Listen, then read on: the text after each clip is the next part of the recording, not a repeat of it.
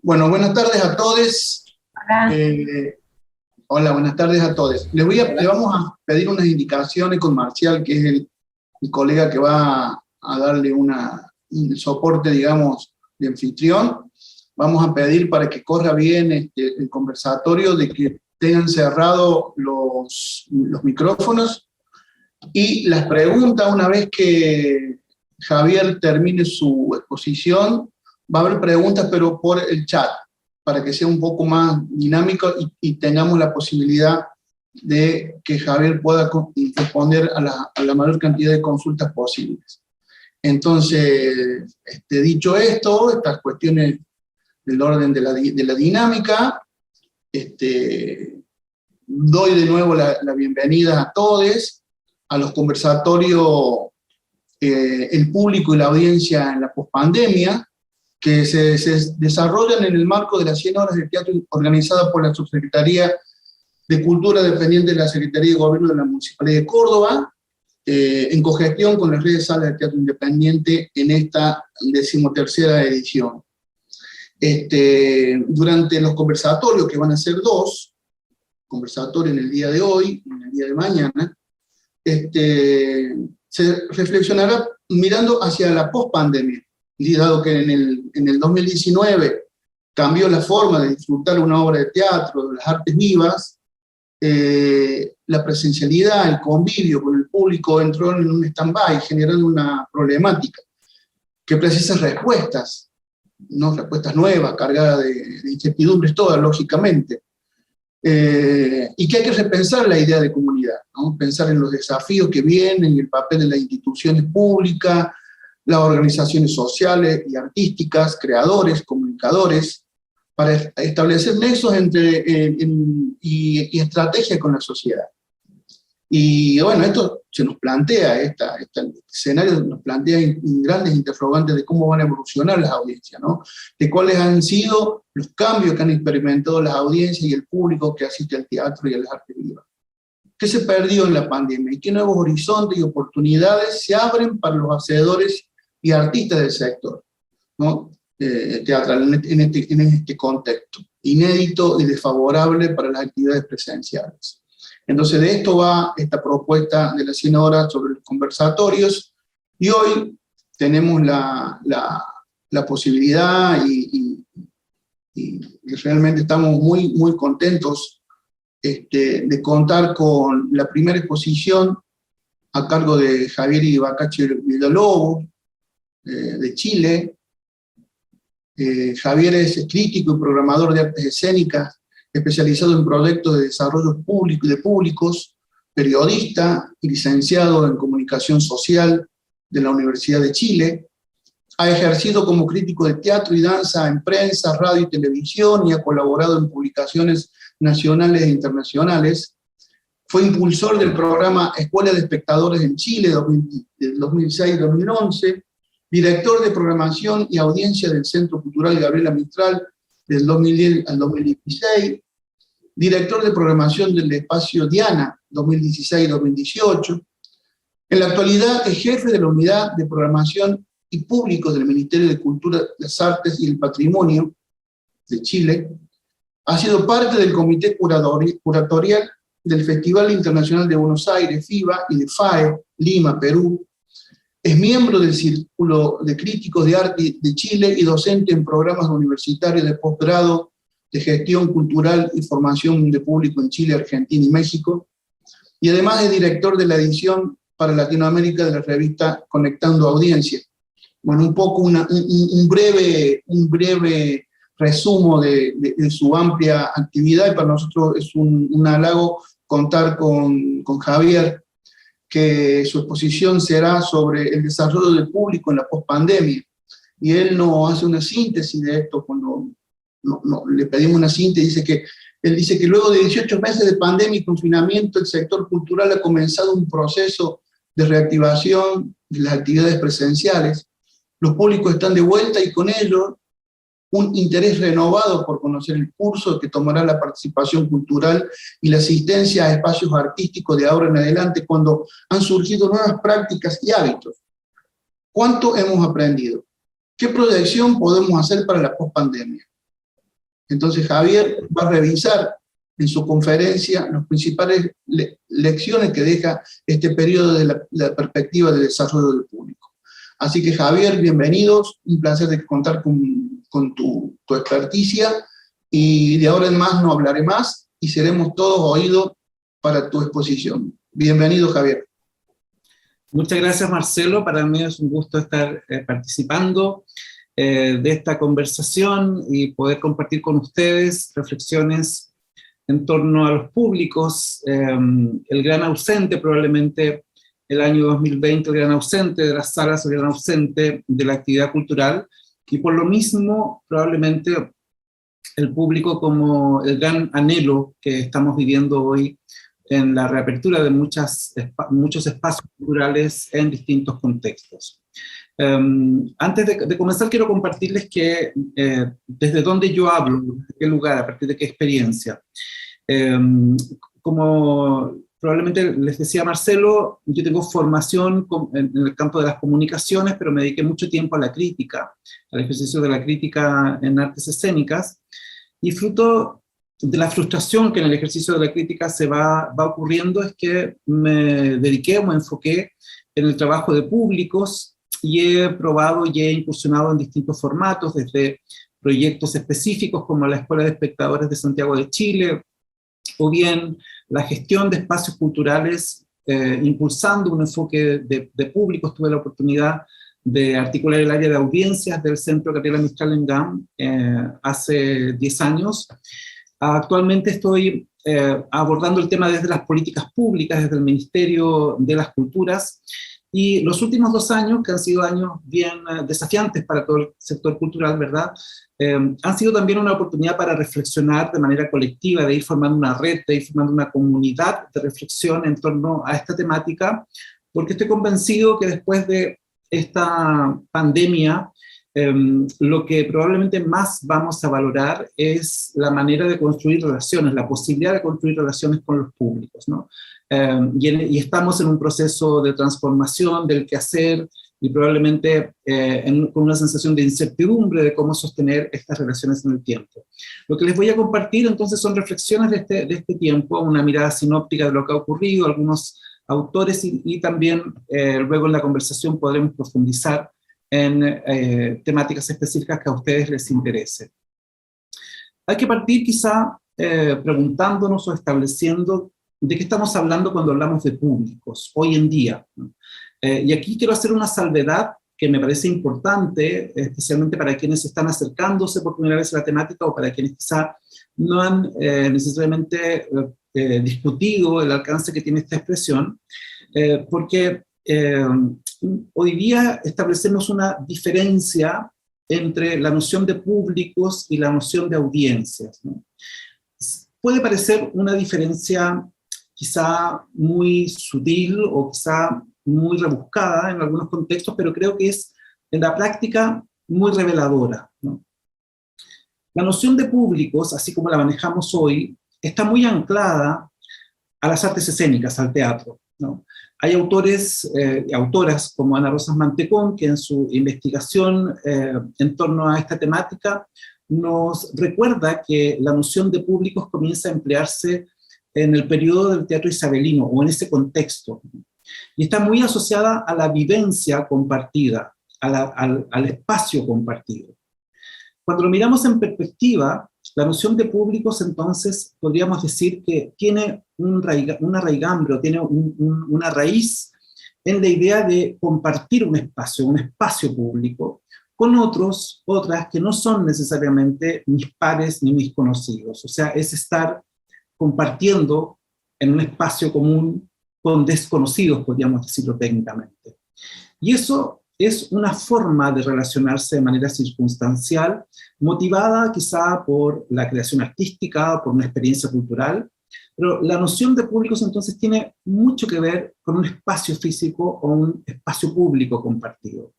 De allí que decimos también que los públicos tienen que ver con la presencialidad.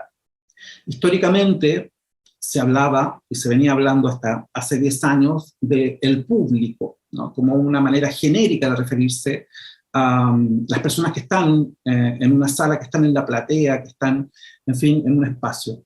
Hoy, indudablemente, hablamos de públicos para reconocer la diversidad, la heterogeneidad, las diferencias que están presentes en los públicos, porque la vivencia de ser públicos es también una manera, una expresión o un espejo de las maneras de ser en la sociedad, ¿no? Los públicos no nacen, no están necesariamente resueltos por el solo hecho de tener una oferta artística. Los públicos de alguna manera se construyen, los públicos de alguna manera se constituyen, los públicos se hacen. Y en ese sentido, diríamos que los públicos responden a un contexto, responden a lo que hoy llamamos territorio, o responden a las relaciones que se pueden dar en torno a una geografía. Los públicos portan sus propias visiones de mundo, sus propias culturas. Y diríamos que la diferencia que ha quedado marcada en la pandemia es respecto de la noción de audiencias.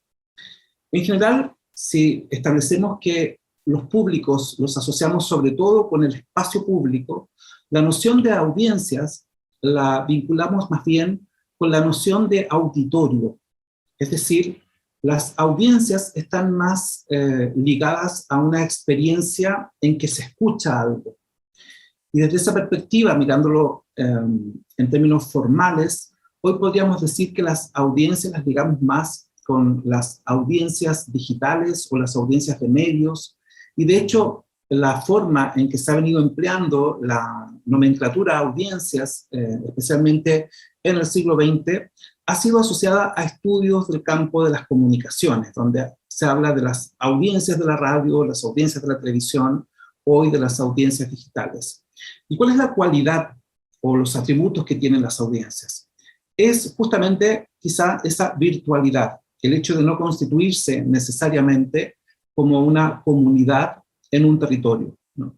Y en ese sentido, las audiencias probablemente podríamos decir que son más infieles o son más inciertas en términos de su conducta, en términos de su compromiso con el contenido. Hay entonces dos formas de pensar a ese otro, a esa otra, a los espectadores, ¿no? Como públicos o como audiencias.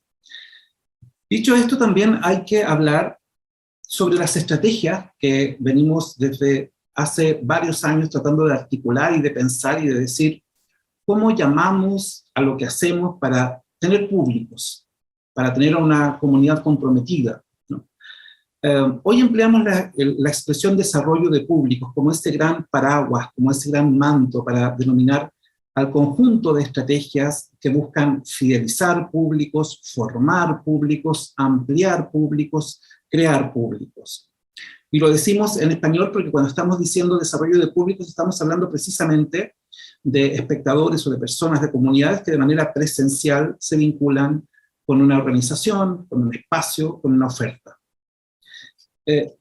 Hago esta salvedad porque muchas veces, sobre todo los textos que se traducen del inglés, en que a veces se alude a desarrollo de audiencias, se equiparan con desarrollo de públicos, o bien al revés, desarrollo de públicos queda planteado como desarrollo de audiencias, ¿no?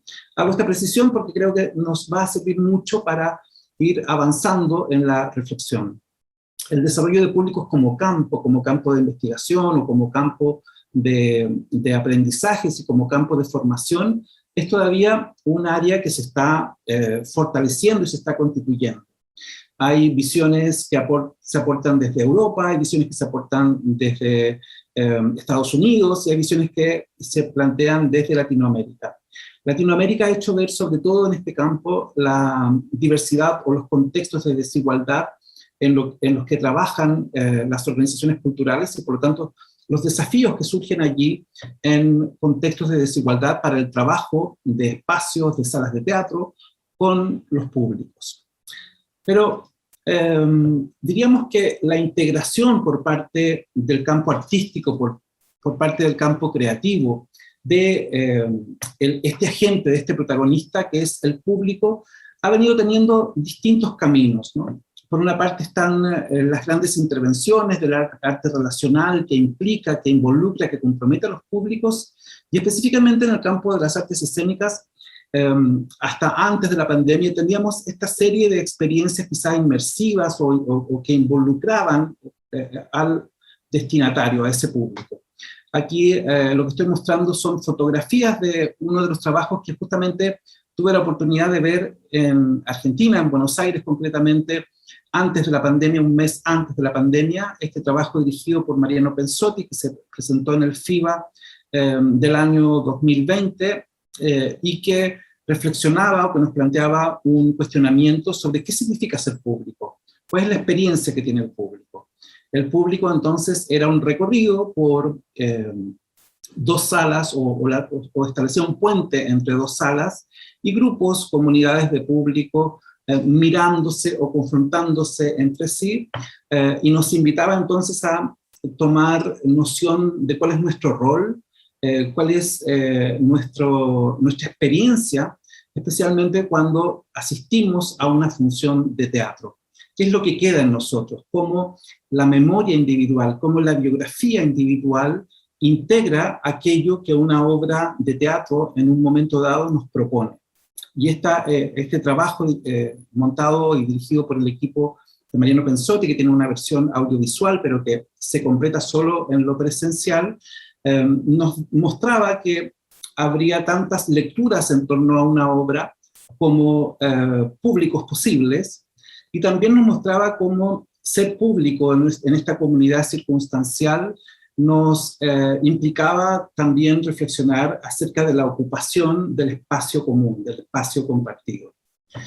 Quedarse con esta visión hasta antes de la pandemia me parece muy significativa, porque lo que hizo la pandemia, bien lo sabemos, y ustedes lo saben mejor que yo probablemente, fue el cierre de los espacios y fue la suspensión de la noción de públicos. Y la perplejidad que apareció en marzo del 2020 nos llevó a muchas elucubraciones y proyecciones. Aquí rescato la que, en mi opinión, ha sido la más certera, es la de un ex productor de artes escénicas, hoy consultor de proyectos de artes creativas en Estados Unidos, quien escribió un artículo, producto en el contexto de una charla, a poco declararse la pandemia, donde especulaba cómo sería el ciclo, cómo sería el proceso que viviríamos. Y de algún modo lo que él describía entonces es lo que hemos vivido desde marzo del 2020 hasta acá. Vivimos un tiempo de primer confinamiento, de cierre de espacios y de una migración, ¿verdad?, hacia las plataformas de streaming, donde los espacios se encontraron con las audiencias digitales, audiencias que ya estaban socializadas en una forma de ser, ¿verdad? Y en ese ejercicio, los espacios vivieron una transformación y reprogramaron y de algún modo vivieron un primer shock de lo que significaba la crisis. El año 2021, en cambio, ha estado marcado por reaperturas, algunas parciales, otras totales, pero que en el análisis de Michael Kaiser es una fase de transición hacia el futuro que vendrá.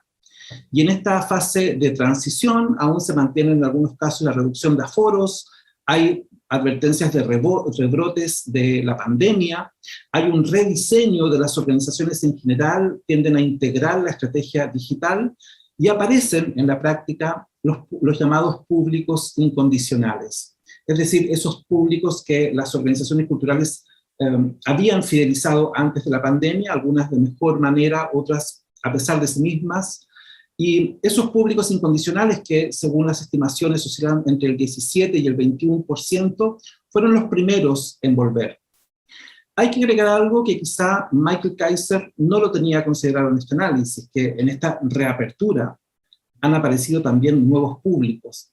Es probable que ustedes tengan esa experiencia, pero al menos en los casos que he tenido la oportunidad de conocer más en profundidad, en la fase de reapertura hemos visto un porcentaje considerable de personas que descubrieron las artes escénicas o descubrieron los espacios culturales durante la pandemia de modo digital y que se han integrado o se han convertido en públicos presenciales en este periodo.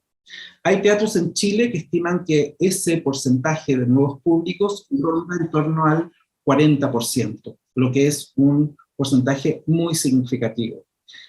¿Cómo tener esa información? Fundamentalmente porque la trazabilidad que hoy se está dando respecto para cumplir con los protocolos del Ministerio de Salud, obliga a tener un seguimiento de los públicos, y en ese sentido hay información bastante concreta.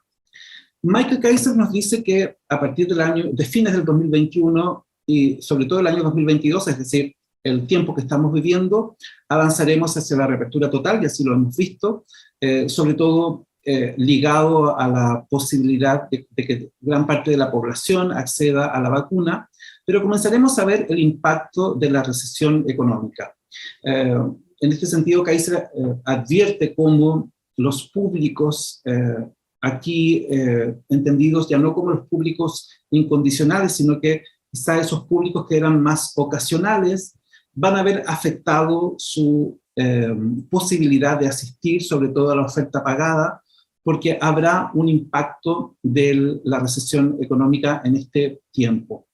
Y él sugiere pensar desde las organizaciones en cómo articular una programación del reencuentro, como el contexto en que estamos teniendo esta reunión, cómo pensar y dialogar con una sociedad en shock, cómo dialogar con una sociedad o una comunidad que está en duelo o que está procesando un duelo. Y cómo, por otra parte, integrar los aprendizajes de lo digital. Diría que en esa fase es en la que nos encontramos actualmente. Kaiser proyecta que el restablecimiento de funcionamiento hacia los niveles pre-COVID, dependiendo indudablemente de los contextos, pero él proyecta que en general se dará hacia los años 2023 y 2024, cuando ya comience a integrarse de manera más estable los protocolos que queden post pandemia y el hábito de la vacuna. O sea, habremos vivido aproximadamente un periodo de 3 años de ajuste, de shock, y también de transformación de las organizaciones que nos sitúan en un lugar distinto. Un lugar donde habremos atravesado confinamiento, estados de excepción, emergencias sanitarias, y una restricción sobre todo a la circulación por el espacio público, que creo que eso conecta concretamente con la noción de públicos. Una suspensión de los encuentros presenciales, una ausencia de los cuerpos, que nos ha llevado por defecto a comprender que lo que hacemos de verdad ocurre cuando hay otro al frente, ¿no? Cuando hay un público al frente. Antes de la pandemia lo decíamos, antes de la pandemia había mucho discurso sobre esto, ¿verdad? Pero creo que la constatación de la pandemia es el impacto que significa la ausencia del público. ¿Qué ha pasado entre medio? ¿Cómo son los públicos pandémicos? ¿Qué sabemos de ellos? Vamos a hacer una breve revisión de imágenes que probablemente todos hemos visualizado, pero para tratar de entender el proceso en el que nos hemos ido desplazando. Primero vivimos esto que, según los contextos, en la práctica significaba la ausencia de las personas en la sala. Esta es una imagen que marcó buena parte de la prensa al inicio de la pandemia. Es un teatro tan importante como el Berlín Ensemble, que para la historia del teatro occidental, especialmente para la tradición brechtiana y de la idea de un espectador crítico, hacía esta reducción de aforo, y teníamos estas primeras imágenes circulando en mayo del 2020. O sea, ¿cuál era el alcance que tendría esta pandemia, este fenómeno? Y por otra parte, la sustitución de los cuerpos, especialmente en los lugares de ocio, en distintos contextos. Esto es un café en Japón, comenzaban a ser sustituidos o por muñecos o por maniquíes. Esta es una fotografía de Lituania también al comienzo de la pandemia, ¿no? Donde entonces la ausencia de los cuerpos, la ausencia de la presencialidad comenzaba a ser desplazada. Y este es lo que decía el shock que vivimos al inicio. Y comienzan a aparecer otras formas u otras imágenes con las que hoy nos parecen ya familiares, pero que al inicio fueron muy llamativas, como la ocupación del espacio público en otros formatos, la reocupación del espacio público marcado por el distanciamiento, como este festival hecho en Rumania, o bien la sustitución literal con la gran fotografía icónica del año 2020, que es este concierto realizado, ¿verdad?, en la apertura del Liceum de Barcelona, donde más de 2.000 plantas ocuparon las butacas y los asientos de los públicos, como una señal que daba cuenta también de la crisis ambiental en la que se inserta el COVID-19 y la pandemia que hemos vivido. O bien se habían oportunidades para que creadores, especialmente que vienen del campo de la danza o de la performance, pudieran intervenir espacios. Esto es la apertura de Teatros del Canal, donde su directora, Blanca Lee, una gran coreógrafa, repiensa la presencia de los públicos, pero lo hace marcando la distancia a través de esta instalación que admite otras lecturas más allá solo de los protocolos y también quedará como otra imagen del tiempo que vivimos.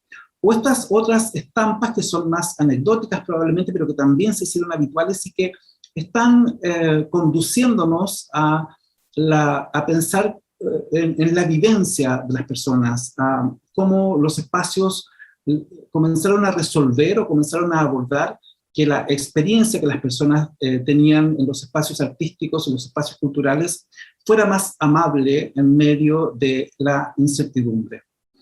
Es decir, vamos recogiendo acá una reflexión sobre la ausencia, vamos recogiendo una reflexión sobre la importancia de diseñar experiencias para los públicos, y estamos comprendiendo también el alcance que significa, el rol que significa ser público.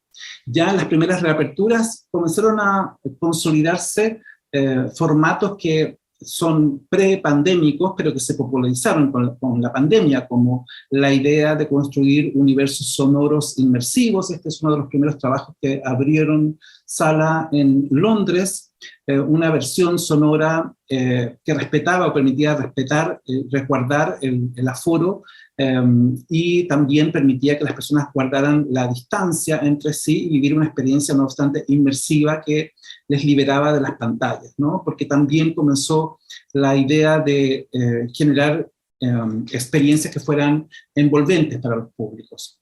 Pero junto con ello también veíamos, especialmente en China, en Wuhan, al inicio de la pandemia, el lugar donde se concentró la cuarentena más fuerte, que al fin de la cuarentena pervivía el impulso por estar con otros. Y esta imagen de agosto del 2020 nos recordó que probablemente en esa ausencia se estaba configurando también un impulso que es el que en nuestros países que hoy han reabierto más las salas, lo estamos comprobando. Esta imagen, por cierto, generó mucha discusión porque se acusaba de irresponsabilidad al gobierno local al permitir que tantas personas se reunieran en un espacio común sin ningún tipo de protocolo, ¿no? Y parecía que la cuarentena que había estado vigente hasta hace pocos días había sido una fantasía. Pero creo que podemos leerla también como el impulso contenido de una comunidad que anhela el reencuentro como el lugar en el que estamos hoy. ¿Y qué nos fue dejando, en cambio, en las formas de estructura de los edificios o de la forma de concebir creaciones, la pandemia? Un sistema de burbujas en general, un sistema de distanciamiento instalado. Esta es la simulación de reapertura que tendría el National Theatre en Londres en octubre del 2020 y que incluía no solamente esta forma de ubicar a los públicos, es decir, en grupos de A2, de A3 o de A4, fomentar por lo tanto la burbuja social como un mecanismo de relación, sino que también imponía una serie de requisitos para quienes quisieran asistir a una presentación artística, y es en parte esos requisitos con los que nos hemos quedado hasta hoy. Al menos en varios países de nuestra región siguen vigentes exigencias, en algunos casos es directamente el pase de la vacuna el que permite acceder a una sala, y esto abre una discusión, ¿verdad?, sobre el ejercicio de los derechos culturales frente al ejercicio o cómo puede primar el derecho a la salud. La pandemia también nos dejará estos experimentos, que creo que complejizan la noción de públicos. Personas que técnicamente están reunidas de manera presencial en un concierto, pero que están separadas por estos mecanismos que garantizan que cada uno esté en resguardo y esté en un lugar seguro. Son ellos públicos, están compartiendo una experiencia, están formando de verdad una comunidad. Existe una gran instalación que quedará en nuestra memoria. Es una de las preguntas sobre la fragmentación vivida en este periodo, pero que también se trasladó a los escenarios, ¿no? Como esta presentación de ballet que incluyó literalmente a los bailarines al interior de una estructura, o bien la recuperación de otros formatos. Esta es una variante de lo que llamaríamos, de lo que en Japón se llama teatro buzón, que es un espectador que fisgonea detrás de una puerta, en un montaje también de artes escénicas, resguardando o de alguna manera integrando al dispositivo teatral, al dispositivo escenográfico, la indicación que marca la distancia. O bien la idea del distanciamiento ya llevado al extremo en la ocupación del espacio público de otra forma, donde se saca, digamos, del escenario, se lleva desde el escenario al espacio público el contenido. Y esto, por cierto, con las variantes de autoteatro, como lo que vimos resurgir en gran medida. Otros espacios fueron directamente al rediseño, como este Teatro de Filadelfia, que aprovechó la pandemia para adoptar un nuevo diseño arquitectónico que lo simula o lo acerca al Globe de Londres, donde también queda instalada la idea de la protección, ¿no? La idea de la separación, y se integra ya al diseño arquitectónico. Un teatro de burbujas que probablemente es un modelo que en muchos casos va a quedar en el tiempo. Al menos las experiencias que estamos teniendo en Santiago de Chile es que cuando uno va al teatro, persiste esa distancia o se mantiene esa distancia tácita.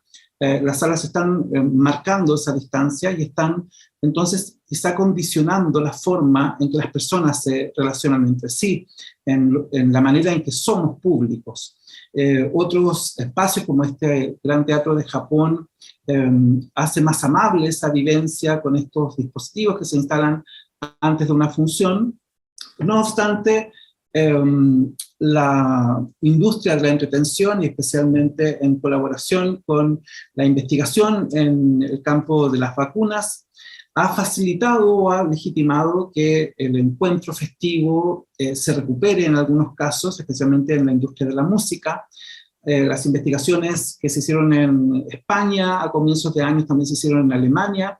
En Chile también tenemos casos de investigación que demuestran que con el solo hecho de emplear un test de antígenos y el uso de mascarillas, no es necesario mantener ese distanciamiento social o ese distanciamiento físico, y por lo tanto la idea de burbuja desaparece. Es una discusión que no está del todo zanjada. La evidencia dice que se debería mantener la cautela, pero creo que cuando pensamos la experiencia de público, esta disyuntiva es muy relevante. No es anodina, creo que define la experiencia que estamos construyendo, que vamos a estar construyendo de ahora en adelante. Si lo miramos entonces en perspectiva, lo que tuvimos en la temporada 2020 y parte del 2021 es esta transición hacia lo digital con todo tipo de formatos, ¿no? El streaming y el falso streaming, los audioteatros, los sistemas de VOD, la activación de comunidades digitales, las experiencias inmersivas, y que en la práctica podríamos sintetizar en esta gran transición de lo presencial a lo virtual, donde las artes escénicas en la práctica vieron que su modelo de gestión, su modelo de pensarse a sí misma, se veía especialmente desafiada.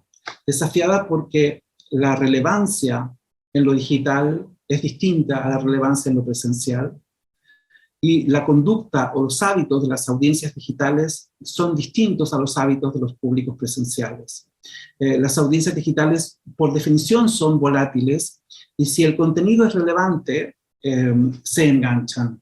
Y creo que esto es un punto esencial en las disyuntivas que ha tenido el gran ámbito de las artes escénicas, porque no era un sector que estuviera necesariamente digitalizado, no era un sector donde los formatos o las maneras de pensar lo digital estuvieran ya socializados o integrados a los procesos creativos, sino que ha debido hacer en muy poco tiempo una adaptación, sorteando frustraciones y enfrentándose a esta nueva manera de pensar el contenido. ¿Qué es lo distintivo? Es la diferencia entre centrarse en la oferta, en la programación, en un producto, en una obra, a centrarse en la relación con quien está detrás de la pantalla. Lo que han debido comprender los teatros, las compañías artísticas, las compañías de artes escénicas, es que independientemente del contenido, independientemente de la importancia del registro, lo que prima en la pantalla, en el mundo digital, es la relación que construimos con las audiencias.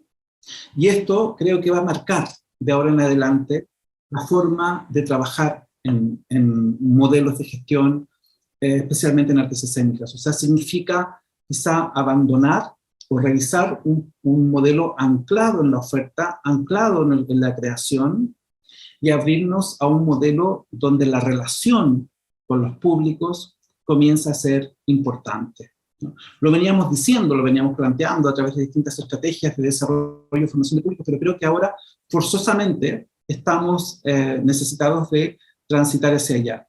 ¿Por qué? Porque los estudios de públicos y audiencias hechos en confinamiento nos advierten en distintos contextos que las personas no van a volver del mismo modo en que lo estaban hasta antes de la pandemia.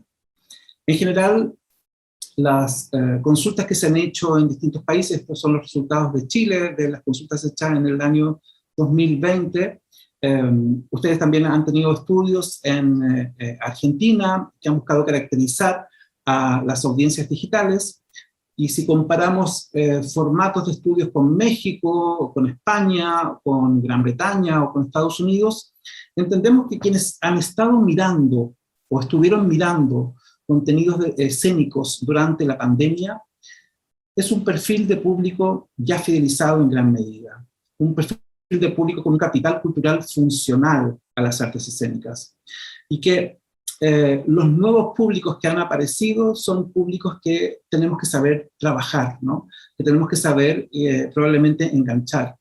Cuando comenzamos a mirar cómo es la composición de los consumos culturales en la pandemia, entendemos que la opción por las artes escénicas es marginal respecto de la oferta del streaming o respecto de las plataformas habituales de transmisión de conciertos. La buena noticia, sin embargo, en la mayoría de los estudios, es que lo novedoso para las audiencias digitales han sido contenidos de este ámbito, contenidos de las artes escénicas o contenidos de los museos. Eso ha sido lo distinto. Y probablemente también lo revelador en la pandemia, especialmente en esta consulta hecha en Chile, es la valoración que los públicos dan al bienestar mental como un factor, como un gatillante, como una motivación para buscar contenidos de artes escénicas, especialmente en pantalla. Pero ¿qué nos dicen países que han avanzado o que han tenido procesos más avanzados en la reapertura? Pensemos en Australia o pensemos en Nueva Zelanda antes de los rebrotes que en cada país han ocurrido. En ambos contextos hay una preocupación por la disminución del público que ha estado por las artes escénicas hasta antes de la pandemia. En Australia, en un debate de septiembre del año pasado, se calculaba que un 23% sería el porcentaje de públicos que se perderían post-pandemia, ¿no? Es una estimación que en Estados Unidos hoy también oscila entre un 15 o un 18% según el observatorio que viene llevando Alan Brown, que compila una serie de estudios, pero creo que lo que se constata en Nueva Zelanda, recuerden que Nueva Zelanda se declaró un país libre de COVID muy tempranamente, en el año 2020, y a raíz de eso pudieron recuperar buena parte de la actividad presencial, y en ese contexto se hizo una consulta, se hizo una indagación en los niveles de asistencia de las personas post-pandemia, y uno de los indicadores llamativos para las artes escénicas fue la disminución en un 5% en la asistencia a actividades culturales presenciales respecto a la anterior medición, a la del año 2017. Aquí habrá que preguntarnos cuánto en esto prima o pesa la pandemia, qué podríamos esperar en nuestro contexto, cuál sería el porcentaje de disminución que probablemente nos va a generar este periodo, pero también podríamos preguntarnos por el factor de la digitalización. En este mismo periodo, en Francia, se publica un estudio longitudinal de públicos que demuestra que los menores de 35 años en general definen sus consumos culturales en función de las plataformas digitales. O sea que hay un cambio generacional importantísimo que quedará hasta después de la pandemia, indudablemente estará marcando los públicos post-pandemia, donde las decisiones se toman de acuerdo al acceso a las plataformas digitales, y por lo tanto la brecha digital se transforma en una brecha cultural.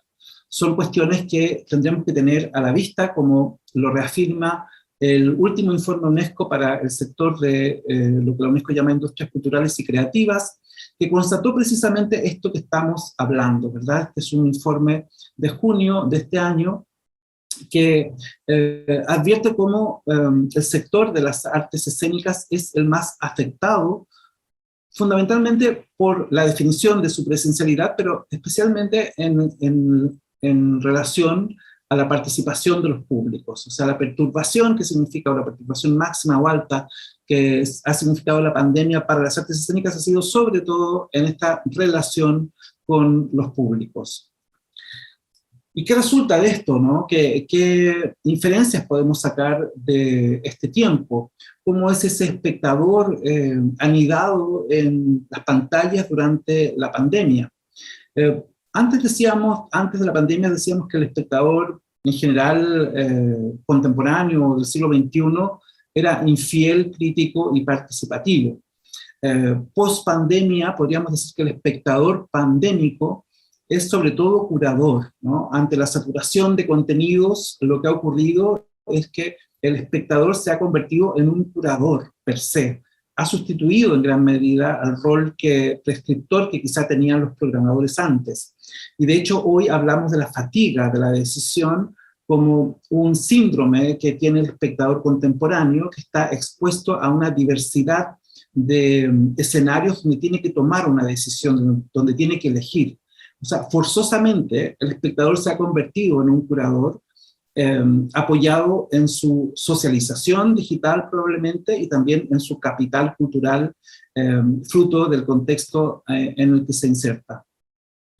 Y ha aparecido con nuevas prácticas de consumo cultural, ya lo advierte el estudio de Francia sobre prácticas de los públicos o prácticas culturales en medio de la pandemia, ¿no? Cómo se acentúa o cómo se reducen los tiempos de atención a los contenidos. Hay autores que señalan que esa reducción de umbral de atención hace recomendable que los contenidos que se ponen en línea no excedan de 20 minutos, ¿no?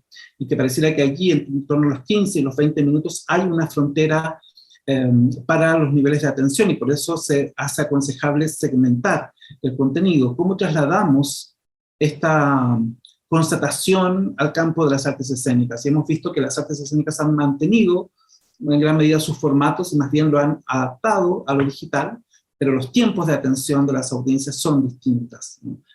Creo que ahí también hay una pregunta por el tipo de contenidos que en las artes escénicas estaremos generando para lo digital, o si eso es trasladable también a lo presencial. La volatilidad de los gustos se acentuó en este periodo. Probablemente tenemos un espectador más diverso en sus preferencias, y más explorador, al punto de poder hablar de nuevos públicos presenciales como los que les comentaba antes. Pero lo que define a este espectador pandémico es la necesidad de interacción. Creo que no podríamos abandonar este escenario pandémico sin comprender que la valoración que las personas entregan al hecho de interactuar, de hablar, y que la pandemia lo que demostró es que a veces ese formato de hablar, ese formato de compartir, es mucho más relevante o más importante que el contenido del cual se habla, ¿no? Ustedes probablemente, saturados de las experiencias digitales, lo habrán padecido cuando las personas toman la palabra y se forman las comunidades de conversación. Pero también comprendemos que hay una lealtad con los espacios de los públicos fidelizados previo a la pandemia. ¿De qué va esto, no? De la pregunta por cómo recuperamos comunidades que estaban antes de la pandemia y cómo establecemos relaciones con los nuevos públicos que surjan de este contexto. El caso en Chile del Teatro Municipal de Ovalle nos da pistas. Es un teatro que tiene un enfoque de públicos que viene trabajando desde el año 2017 en un plan de desarrollo de público que tiene distintas líneas de formación, de fidelización, de alta participación, de co-creación, y de algún modo en la pandemia ha comprobado el impacto de esa decisión estratégica. Ellos son uno de los teatros que en Chile reporta 40% de nuevos públicos en el periodo de reapertura. ¿Cómo lo saben? Porque además les ha interesado conocer a sus públicos. Conocerlos significa tener dinámicas o estrategias de estudios sistematizados en el tiempo. Lo pongo como ejemplo porque también ellos vivieron la, digamos, contingencia de cómo sostener la relación con los públicos. Y la manera en que pudieron hacerlo es extender algo que ya venían planificando antes de la pandemia, es este comité de programación ciudadano, un comité formado por espectadores del teatro, que se había conformado antes de la pandemia, pero que siguió trabajando durante el confinamiento y que en enero van a presentar la programación seleccionada por ellos. Lo pongo como ejemplo porque creo que el Teatro Municipal de Ovalle, como proyecto, da pistas de lo que necesitamos de ahora en adelante. Necesitamos construir relaciones, necesitamos genuina apertura a la relación con los otros. Y eso pasa por no solo presumir que hablamos o trabajamos con público, sino por efectivamente compartir esa relación en la toma de decisiones, por ejemplo. Creo que probablemente esto sea lo más desafiante para los modelos de gestión con los que contamos, que están centrados, como decía antes, más en la programación o en la creación de un producto. Este anuario, publicado también este año, este anuario de cultura digital, publicado en España, incluye un análisis por sector que da pistas de... Esto es un texto escrito por un curador inglés, un joven curador inglés, que nos plantea preguntas sobre qué deja el teatro digital, ¿no? Que deja en relación a los edificios. ¿Cuál será la necesidad futura de tener o trabajar los edificios de la misma manera? ¿Serán edificios o serán espacios o organizaciones generadoras de contenidos? ¿Cómo cambiará el equilibrio del poder en el campo del teatro y de las artes si no hay también un cambio en las formas en que se toman decisiones? ¿Cuánto se integrarán o no los públicos? ¿Se constituirán nuevos guardianes, dice el autor, del teatro digital? Y también nos plantea una pregunta que creo que muchos de ustedes seguramente se están haciendo, es si toda esta avalancha de obras digitales fue más bien un destello efímero y volveremos a lo presencial habiéndonos olvidado de lo que fue esta experiencia.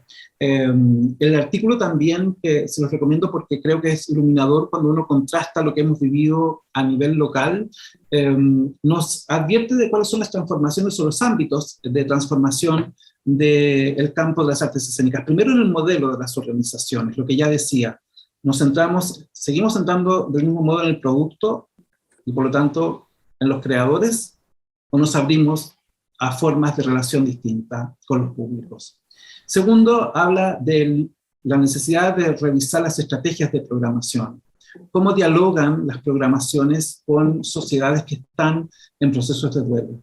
Lo tercero tiene que ver con la revisión de las narrativas. Cómo construimos a lo mejor narrativas híbridas. Cómo abrimos o ampliamos del campo de los formatos de creación para involucrar a los espectadores, para generar experiencia para los espectadores que sean de más largo plazo. Y aquí aparecen las narrativas inmersivas como un gran campo, ¿verdad? ¿Cómo podrían colaborar, nos dice este autor, en la apertura de los agentes teatrales con otros agentes de otros campos? ¿Cómo podría cambiar, por cierto, la relación con los públicos y las audiencias? ¿Y cómo podríamos identificar las nuevas prácticas de las generaciones que son fans de TikTok o de YouTube? ¿Cómo esas nuevas prácticas podemos integrarlas a las artes escénicas? ¿Cómo pueden dialogar con las artes escénicas? Podríamos sintetizar en estas ideas, ¿verdad? La necesidad de cambiar el modelo, donde ponemos el foco en nuestro modelo de gestión, quizá abrirnos a un enfoque de público, quizá anclarnos más en las relaciones, más que solamente en lo que programamos, pensar que las estrategias de relación con los públicos son de mediano y largo plazo, que necesitan basarse en la empatía, es decir, lograr construir organizaciones empáticas, que significa escuchar al otro, abrir canales de escucha hacia los otros, de colaboración, es decir, de implicación de los otros, y quizá quedarnos con una expresión que creo que sintetiza buena parte de lo que estamos diciendo, que es la conformación de comunidades de espectadores, que me parece tremendamente importante. En la última parte quiero referirme más bien a desafíos que creo que aparecen entonces en función de esto. La necesidad de ampliar y diversificar audiencias, la necesidad de gestionar nuevos públicos, de trabajar y reconocer que han surgido nuevas prácticas culturales, preguntarnos si lo digital admite formas de participación, quizá cuestionarnos las ideas de burbuja social que están quedando tras la pandemia, preguntarnos cómo podemos incidir en la brecha y en la alfabetización digital y cómo impulsamos comunidades de públicos. Haciendo un resumen, podríamos decir que entonces el futuro híbrido será presencial digital, pero nos advierte que este futuro próximo, que necesitamos tener estrategias para los públicos locales y para las audiencias digitales, que las nuevas generaciones socializadas en las pantallas son el nuevo público del mañana y necesitamos conocer sus prácticas y junto con ello trabajar en el diseño de experiencias personalizadas, que implica revisar la forma en que segmentamos, pensar mejor la experiencia que diseñamos para los públicos, para desde allí conformar comunidades. En la última parte de lo que me quería referir es a los escenarios que al margen de la pandemia creo que se están instalando y probablemente no logramos visualizarlos del todo. Uno tiene que ver con las consecuencias que ya están diagnosticadas en distintos rubros de lo que significa una sociedad basada en el scroll sobre las pantallas, en esta suerte de surf permanente sobre las pantallas, cómo ha reducido, cómo se ha impactado el tiempo de atención de cada uno y cómo estamos esperando nuevos estímulos y cómo eso condiciona los mensajes y condiciona la forma de compartir ideas. El scroll es una problemática instalada por las redes sociales y hay bastante material en que hay reflexión sobre esto, pero sobre todo impacta también en las formas en que nos vinculamos con las audiencias digitales. ¿Hasta dónde vamos a estar disponibles como una práctica de artes escénicas tradicional a fragmentar nuestros contenidos? ¿Cómo vamos a poder establecer a lo mejor comunidades con micros segmentación de intereses, donde el espectador, como nos enseñó TikTok, quiere ser protagonista, es decir, quiere desplazar probablemente a los agentes tradicionales? ¿Y cómo incorporamos a las experiencias inmersivas en todo esto? Que es, creo, un campo en el que aún resta por investigar, si bien tenemos muchos antecedentes antes de la pandemia relativos a las experiencias inmersivas, es decir, al diseño de experiencias envolventes para los espectadores. ¿Cómo podríamos ir probablemente en el tiempo probando otros formatos, no solamente físicos o de diseño de espacios físicos, como este teatro inmersivo de Corea del Sur, que tiene un enfoque de 360 grados, sino con experiencias de punta, que creo que van a marcar el futuro de la experiencia escénica, como lo que ha hecho la Royal Shakespeare Company justamente en mitad de la pandemia, un estreno del año 2021, de julio del año 2021, donde el público podía tener una experiencia a distancia desde su casa, fruto de esta creación en que la compañía trabajó con un laboratorio de realidad virtual.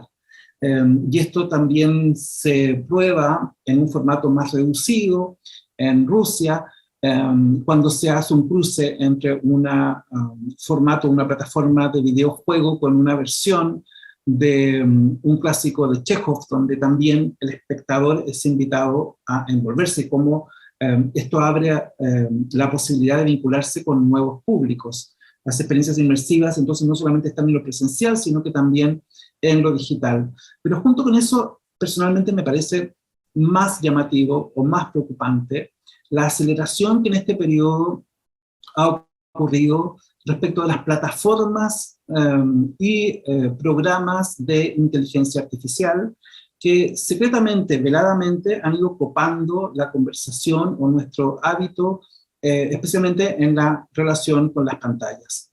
Y creo que ya el tema no es el algoritmo, o el problema no es el algoritmo o el manejo de datos, sino que comienza a ser la sustitución, ¿no? Y el desplazamiento de funciones. En mitad de la pandemia también tuvimos en febrero el estreno de esto que es considerado una de las primeras obras escritas íntegramente por un sistema de inteligencia artificial alimentado, o sea, bajo la dinámica del machine learning, por un grupo de dramaturgos, pero también en colaboración con un laboratorio de especialistas en inteligencia artificial, pero que dieron forma a una obra, ¿no? Una obra donde la autoría ya está en manos de un sistema de inteligencia artificial, o lo mismo el trabajo que viene haciendo Google Arts con las estéticas o los universos creativos de creadores de las artes escénicas, como este sistema que a partir del análisis del trabajo del coreógrafo Wayne McGregor logra crear también una pieza de danza, ¿no? Es decir, son nuevos formatos y las preguntas de la sustitución aparecen acá. Que este es un sitio web donde uno puede estar actualizando y revisando cómo se da la sustitución en distintos campos, y también lo está en el campo de las artes, o bien propuestas tan osadas como esta Bienal de Bucarest del próximo año, una bienal que es curada también por un sistema de inteligencia artificial. Creo que para mí, cuando escuchamos la noticia del metaverso, en que la principal corporación de las plataformas y las redes sociales como es Facebook decide transitar hacia otro modelo de gestión basado en el metaverso, es decir, basado en avatares, y que será un universo que probablemente vamos a comenzar a familiarizarnos y a conocer en los próximos años, es indudablemente un desafío para el campo de las artes escénicas, sobre todo con experiencias como esta, que pertenece a una sistema de libre uso, es decir, hoy cualquiera puede entrar a trabajar en este programa donde podemos modelar a gusto lo que llamaríamos modelos de metahumanos, ¿no? Y hay, por cierto, un trabajo aquí potencial de creación de obras virtuales sin que participe un actor o un intérprete o una actriz como en el proceso creativo. Creo que esto nos sitúa en otro lugar, ¿no? A veces subestimamos y sentimos que estas conversaciones son ajenas, pero en mi opinión aquí está probablemente el mayor desafío del futuro inmediato para las artes escénicas, o sea, cómo dialogarán las artes presenciales con estas nuevas formas expandidas de vivencia del presente. Creo que tendremos que volver a preguntarnos por los públicos, a preguntarnos por textos clásicos como estos que están acá, que el de Lucina Jiménez del año 2000, que nos preguntaba sobre lo que significa ser público, cuál es el rol que cumplen los públicos dentro del campo de la gestión, y desde allí también basarnos en la investigación que tenemos en Latinoamérica en este campo. Por último, quiero cerrar con una síntesis de cuáles serían las estrategias post-pandemia. Creo que necesitamos revisar y actualizar los propósitos de las organizaciones culturales en función de lo vivido, repensarnos si somos plataformas, si somos espacios culturales o somos espacios de interfaz. Seguramente establecer un diseño de programación presencial y digital, trabajar en una programación del reencuentro, trabajar en el diseño de experiencias inmersivas a escala, pensar en cuáles son las nuevas narrativas y trabajar en la implicación de públicos de una manera más transversal. Para eso, probablemente la coprogramación con comunidades y la co-creación con comunidades es muy importante, y seguramente también tener a la vista cómo trabajamos con los públicos fidelizados y los nuevos públicos. Eso es, por mi parte, ahora encantado de conversar, dialogar con ustedes. Bueno, muchas gracias, Javier, por la riqueza de tu exposición, de tu amplitud, de la perspectiva hacia el futuro de las artes escénicas en relación a estos públicos, a estas formas de producir, esta forma de concebir las relaciones entre lo digital, entre las nuevas tecnologías y lo presencial. Así que bueno, voy a abrir a los participantes del conversatorio si tienen alguna pregunta que formular, lo hagan por el chat, y que se la vamos a transmitir a Javier como para que él nos pueda hacer una devolución. Así que está abierta las preguntas.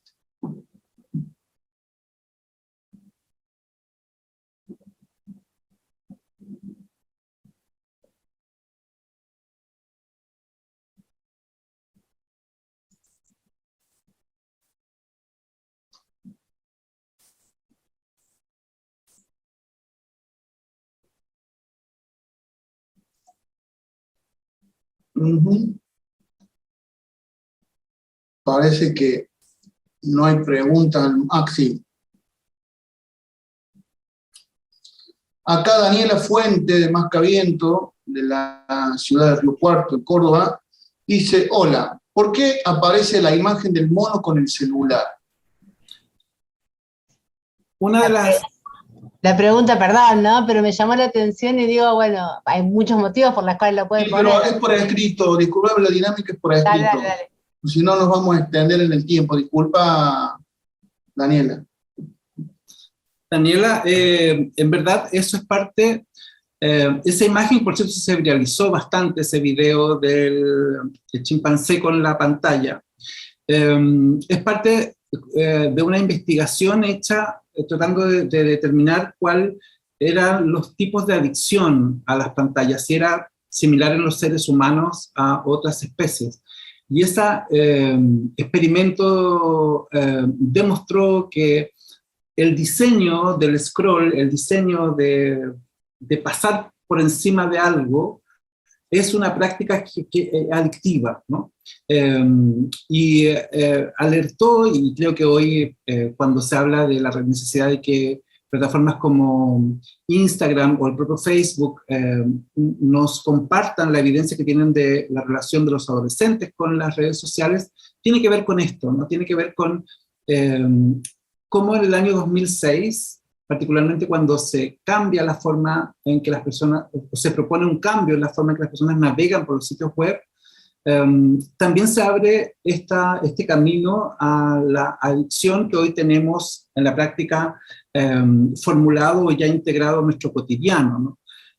Pero lo que grafica esa imagen es esa idea, ¿no? De que no es un efecto que impacte únicamente en nuestra especie o que sea un efecto menor, sino que es una modalidad que atrapa la atención.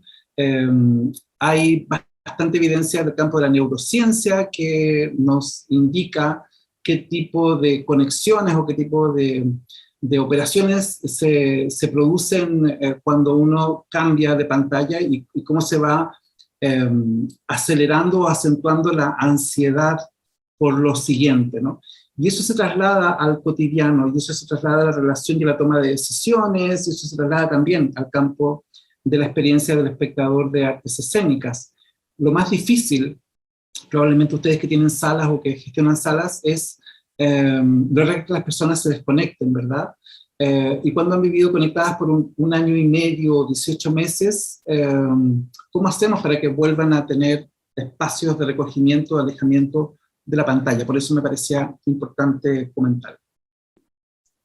Bueno, muchas gracias. Acá, no sé el nombre, no pone el nombre de usuario. Dice: excelente Javier, gracias Marcelo. La pregunta es, ¿la ausencia de presencia aurática actor-espectador en una obra sustituida por lo digital, seguirá siendo teatro para vos? Casi es una cuestión de creencia, creo yo, ¿no? Hoy día se está transformando en una cuestión de creencia, creo, casi de fe.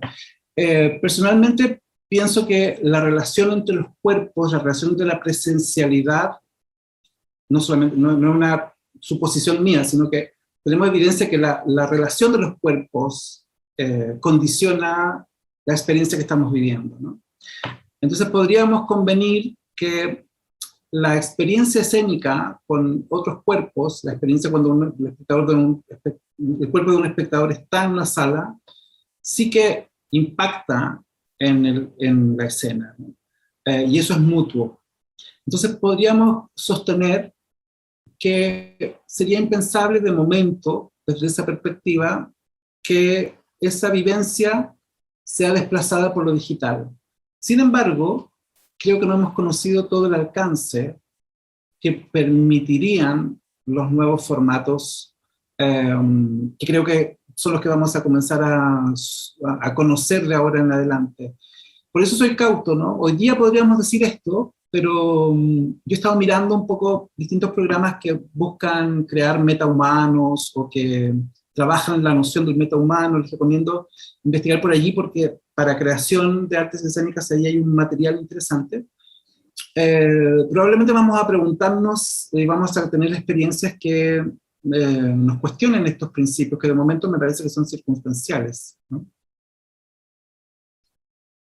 Bien, Jorge Villega preguntaba eso, un director que fue el que comentaba antes que entrara la platea, era el que, yo te decía que fue la persona que el que se le ocurrió la idea de las 100 horas, ¿no?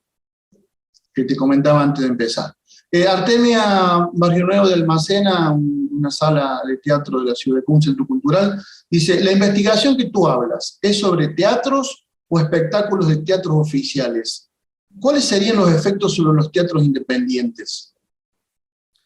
Las investigaciones que cité en relación a los públicos corresponden a públicos, no diferencian en si son teatros oficiales o teatros o salas independientes, más bien son de públicos, por lo tanto no podríamos hacer esa diferenciación. No obstante, creo que al menos en Argentina yo he visto que hay indagación más focalizada en circuitos de salas independientes, pero las investigaciones que estoy citando acá diríamos que son de públicos genéricos, no podríamos asociarlas a un teatro oficial o a un teatro, a una sala independiente.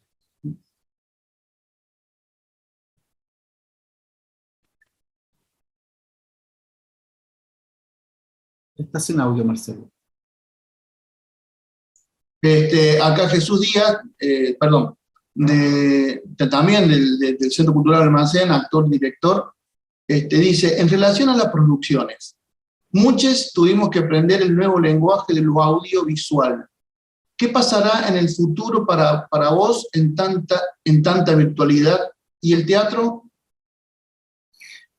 Técnicamente yo creo que lo que vamos a vivir es un periodo de alejamiento de las pantallas, por lo tanto alejamiento de lo audiovisual probablemente, pero no creo que quede fuera del panorama escénico lo virtual a futuro. Me inclino por pensar que vamos a tener experiencias diferenciadas, ¿no? Donde, por ejemplo, una narrativa puede ser híbrida, podemos tener una narrativa presencial complementada por una experiencia digital, o bien lo digital va a ir complementando lo presencial. ¿Complementando en qué sentido? Complementando la experiencia de lo presencial. Por eso hablo de narrativas expandidas, probablemente, narrativas que integran ambos formatos. En gran medida, lo que estamos entendiendo de países que llevan más meses de reapertura es que las personas están optando para salir los teatros en lugar de los cines. Y eso nos dice algo, ¿verdad? En Europa, por lo menos, y en Estados Unidos, hay una preocupación por la baja de los públicos de cine. Y la motivación que tienen las personas más bien es, si salen, es ir a experiencias presenciales. Pero no creo que esto desplace al uso de las pantallas en casa, ¿no? Creo que eso se va a mantener. No es algo que crea, no es algo que piense yo, sino que es lo que la evidencia sugiere. Entonces pienso que tendríamos que no renunciar a mantener esta hibridez. Lo que vamos a vivir probablemente es un primer desenganche de la pantalla en las reaperturas, pero creo que no va a disminuir en el mediano y largo plazo. Bueno, ¿alguna otra pregunta?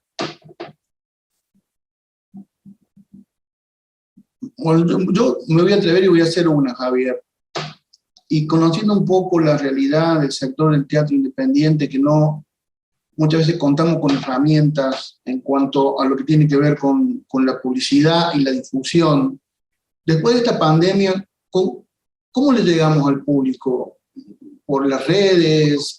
¿Qué es lo, en tu consideración, qué es lo más efectivo? Porque la herramienta del teatro independiente, de los grupos, es muy acotada, ¿no? Y entonces nos está costando, gracias a Dios están con un aforo primero en un 45%, después de un 70% y ahora estamos en un 80%, pero bueno, claro, como decimos acá en Córdoba, la tenemos que remar. Y no contamos con muchas herramientas. Y el tema de los medios de comunicación, al menos los gráficos, tienen muy poco espacio para la divulgación y la difusión de nuestra producción. Entonces, ¿cómo le entramos desde las redes? ¿Cómo te imaginas vos o cuál es la práctica que se está teniendo en ese sentido? O sea, para una sala pequeña, para una sala que no tiene un equipo significativo o bien no cuenta con recursos como para hacer una planificación, yo creo que es muy importante detenerse a elaborar un plan de públicos. Creo que esto no tiene que ver tanto con las posibilidades de recursos financieros o recursos humanos, porque hoy más que nunca se necesita tener un enfoque estratégico sobre este campo.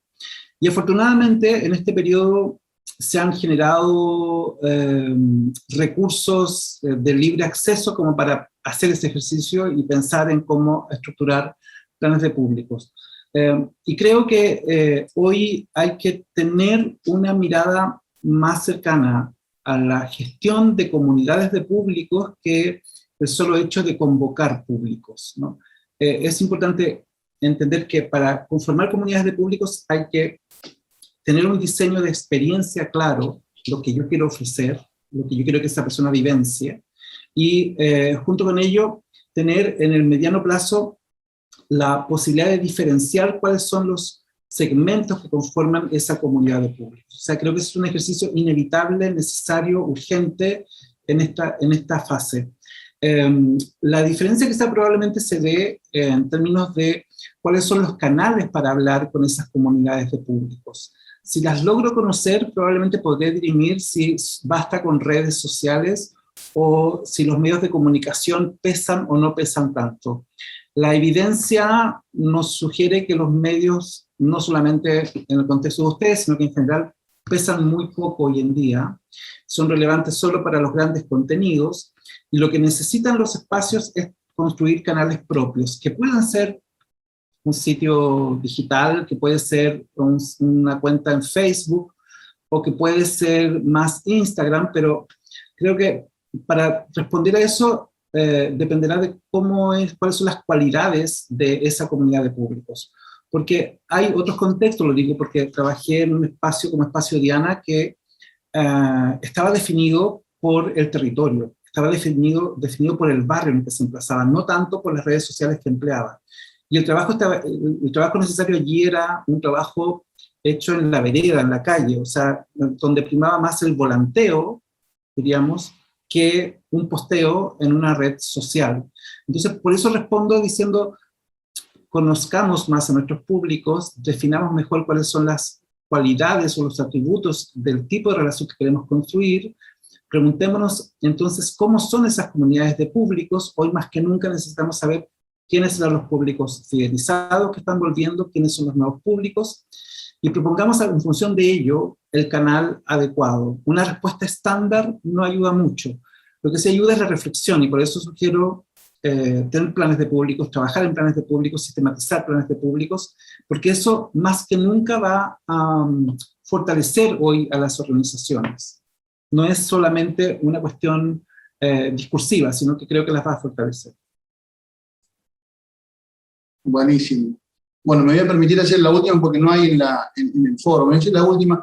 En tu consideración, ¿cómo crees vos que el Estado, digamos, los gobiernos, en sus estructuras culturales o sociales, deben acompañar a los artistas para facilitar el encuentro en esta pospandemia con esos públicos? ¿Cómo crees vos que debería acompañar el Estado ante esta nueva realidad? No quisiera ser pretencioso, pero te voy a hablar de la experiencia que hemos tenido nosotros desde la Unidad de Programación y Público en Santiago de Chile, que hemos trabajado a nivel territorial, a nivel nacional. Antes de la pandemia teníamos la impresión de que los discursos sobre democratización cultural, democracia cultural estaban en tensión, y democracia cultural parecía que venía a desplazar la democratización cultural. Y sabemos que son dos nociones que las podemos hacer su genealogía y mirar cómo responden a un contexto de Segunda Guerra, post-Segunda Guerra, la democratización y la idea de acceso, y cómo la democracia cultural es fruto de toda la discusión que se dio en los años 60, ¿no? Y que en Latinoamérica tuvo mucho impacto sobre contextos de desigualdad. Entonces buscamos participación y no tanto acceso. La paradoja es que hoy estamos en un escenario en que se necesita más acceso digital, por una parte, pero ese acceso se vuelve vacío si no hay un principio de participación, de involucramiento de las personas.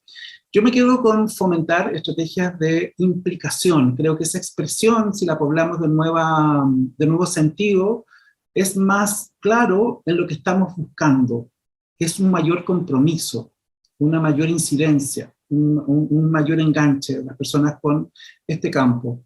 Pero para eso no es suficiente lo que veníamos haciendo en el modelo de la oferta, en el modelo de la programación, en el modelo de artistas solamente volcados a la creación y al narcisismo creativo.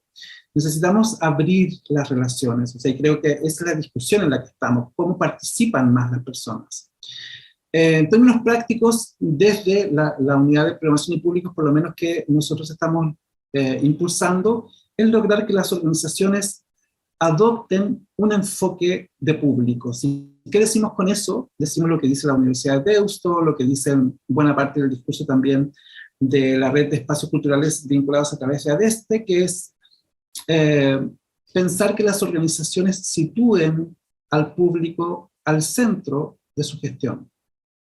Y eso cambia completamente el eje de los modelos de gestión que hemos tenido, ¿no? Ese sería mi principio rector para este periodo. Sé que esto pone en jaque una tradición de formatos, una tradición de políticas, pero lo que yo he visto en la práctica en 2 años de pandemia trabajando con organizaciones culturales en ese contexto, es que cuando uno moviliza a la organización hacia ese lugar, pasan cosas que fortalecen a la organización, fortalecen a las agrupaciones artísticas, y no es tanto una amenaza o una cuestión inabordable. Es que creo que también responde, o es una manera de responder a la crisis social que está dejando la pandemia y el confinamiento en los distintos contextos. O sea, necesitamos trabajar más en la construcción de relaciones genuinas, ¿no? Y desde la perspectiva del campo cultural, la noción de públicos sigue siendo el campo que nos permite hacerlo. Distinto es quedarse con pensar en la noción de públicos como un consumidor de experiencias, ¿no? Creo que allí hay una barrera simbólica en el sector artístico que equipara público con consumo, y consumo con consumismo, y consumismo con mercado, y eso es el enemigo para el sector artístico. Pero creo que cuando uno lee enfoques actualizados, comprende que hoy públicos no lo entendemos así, nunca se pensó así tampoco, creo que se entiende que cuando hablamos de comunidades de públicos estamos hablando de un tejido social, de construir un tejido social en torno a las organizaciones, y esa sería mi sugerencia. Bueno, no tenemos otra pregunta. Yo creo que ha sido tan rico, tanto las preguntas como obviamente tu exposición y tu mirada, tu opinión, tu experiencia y tu perspectiva, así que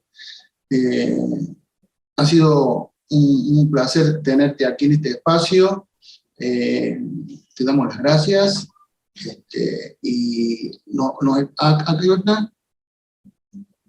Dice, muy interesante. ¿Dónde se puede leer tus trabajos? Dice. Daniela, te recomiendo revisar un libro que acabamos de publicar dentro de la Unidad de Programación y Públicos que resume, hay una serie de conferencias sobre esta temática y también orientaciones con casos chilenos, pero que permiten tener una pauta de cómo formular planes de públicos. Es programacionypúblicos.cultura.gov.cl, pero lo voy a escribir acá.